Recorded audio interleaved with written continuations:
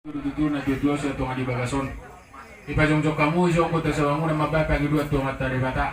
Asa sao jupang dia muna son na dua balita bagay bitumudalo sa daduan. Hari mo na lugabi po para na dua na do boru mo to ka umar sa paululuan.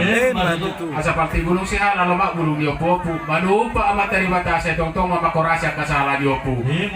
Asa parataran niya si Humaya dia baruba. Hora sa mo pa para na dua na tinggal di timur sa soni do akan na tinggal itu ba. Sa sulu sa hat to bortean. Sa ano di kita hasang abok kuno tutuon di hari pertulion di pasal sari matuan non saya mau paparan asal hutu panggabian jadi sialan dia mang asal tanya kita asal tabayang gudang hasang abok kuno tutuon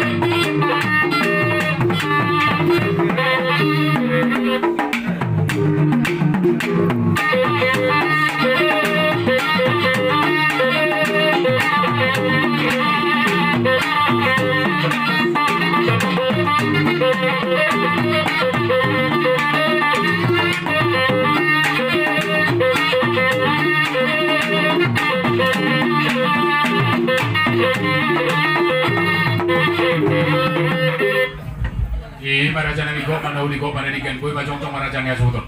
Gabi, Dalam mama panator. Pajulu ma amata sakang namita.